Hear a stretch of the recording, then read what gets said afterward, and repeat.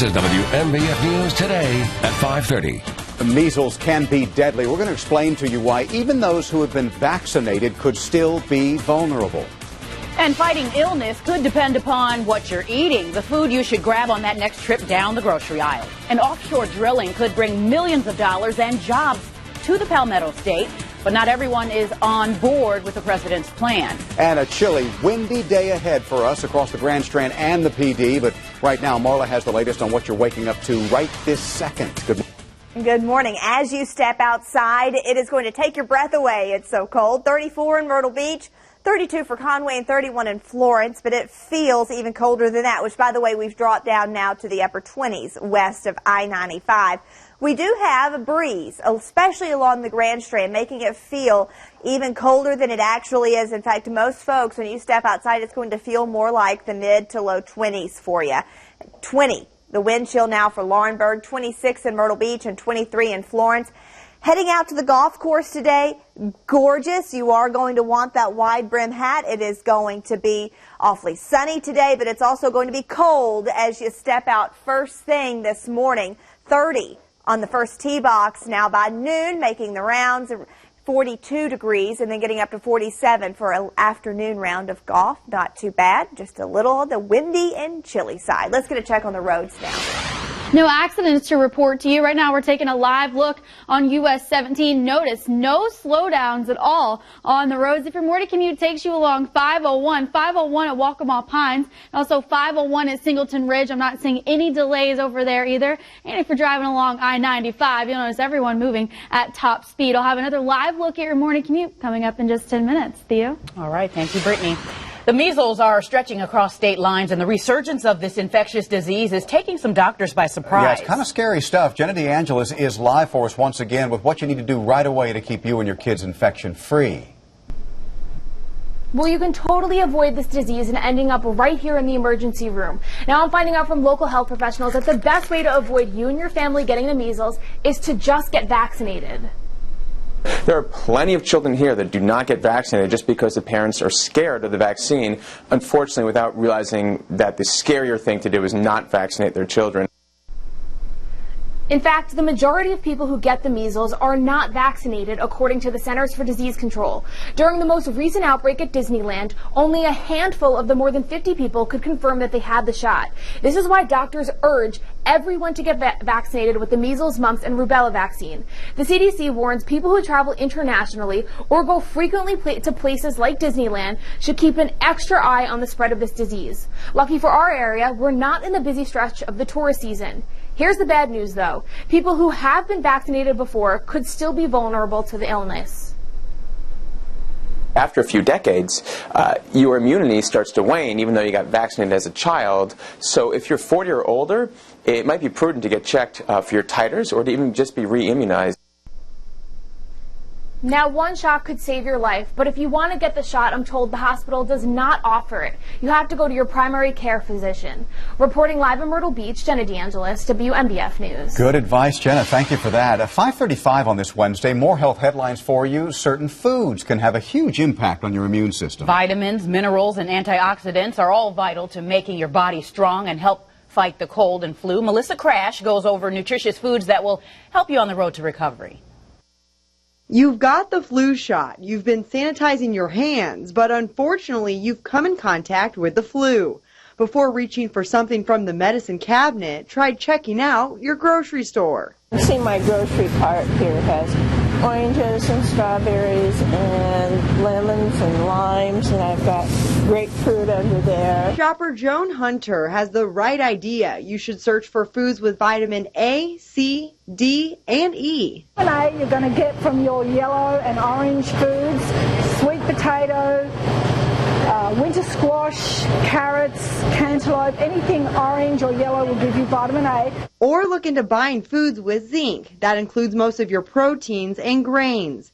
In addition, focus on getting a hold of products that include probiotics, such as yogurt and dairy. It's a bacteria that fights away the bad bacteria in your body. Because you are building and maintaining and repairing your immune system all of the time. And then there's the Brat Diet. Bananas, rice, applesauce, and toast. It may sound bland, but it's easy to digest. Making these key ingredients a part of your daily diet will fight the flu all year round. It's always in the back of our mind, yeah, but we really try and eat healthy all the time. Some say eating healthy is difficult because of the expense, but health officials say it's in your best interest to stop by the fresh food aisle. That it needs to be a matter of priority, because if you keep yourself healthy, you'll have less expenses with doctor's bills and medications. Without nutrients, you're not giving your body the edge it needs to fight off the illness. Staying hydrated when you have a fever or don't have an appetite, that's also really important. And if you don't like the taste of just plain water, try adding 100% fruit juices or even sport drinks to your diet.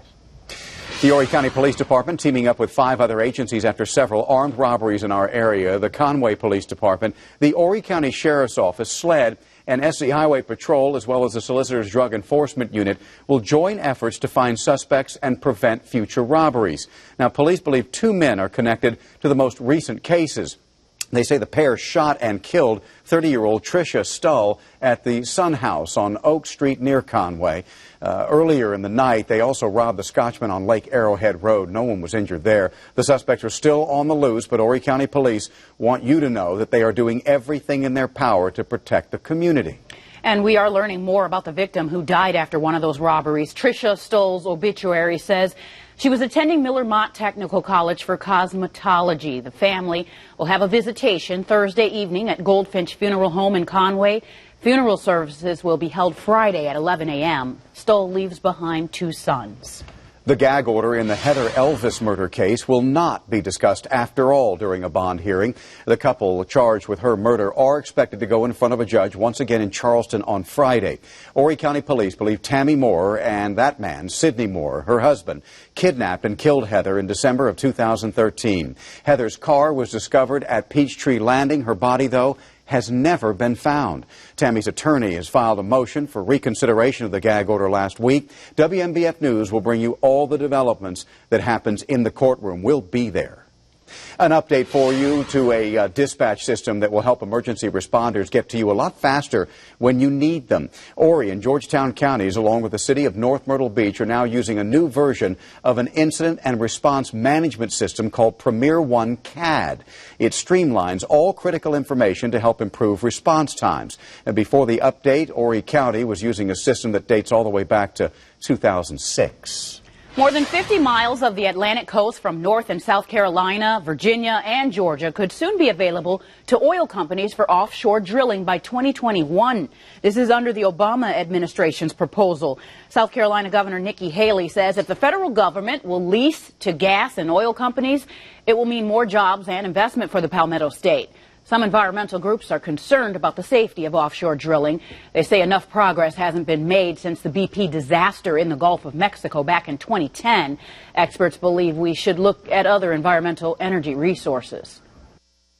Looking at how to become more efficient is a very important thing for society. That's the easiest way for us to drop the consumption. Obama administration officials did say the proposal can undergo revisions. The Interior Department plans to hold more than 20 public hearings on the proposal.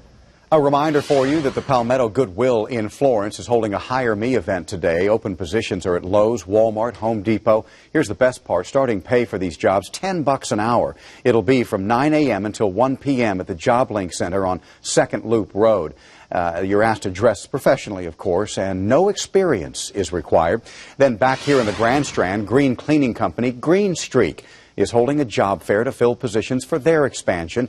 The company is moving to Myrtle Beach and will hold a fair on February 27th. It's happening at the Surfside Holiday Inn from 10 a.m. until 4 p.m. The company is looking to hire 10 to 12 people. You're asked to have experience in floor cleaning or janitorial services and be able to speak English or Spanish. The Palmetto State was one of 42 states which saw a drop in unemployment rates last month. This according to the SC Department of Employment and Workforce. South Carolina had an employment rate of 6.5% in December. That's down from November's rate of 6.7%. More people went back to work in Marlboro, Dillon, Florence, and Darlington counties. But in Horry and Georgetown counties, the unemployment rates actually increased. Coastal Carolina University wants the campus to be discrimination-free. The Teal Gets Real is a survey asking students about what they face when it comes to race and gender discrimination, sexual orientation, and more. Earlier this week, students got an email with a link to the survey. The survey will be available until the end of February, and the results will come back a few months after that. CCU plans to use the results to make the campus safer and more accepting. Paws to the Rescue has a temporary shelter. This follows county leaders taking over the Marion County Animal Shelter Sunday. For now, the group is using a facility in Mullins on Sandy Bluff Road. Their agreement with the city runs out March 31st. They still had some animals after being evicted from the shelter in Marion County. Happening today, the U.S. Senate will take up confirmation of a new Attorney General. The Senate Judiciary Committee will hold its first hearing today on the nomination of Loretta Lynch. President Obama picked Lynch in November to replace Eric Holder. She is currently the U.S. Attorney for the Eastern District of New York.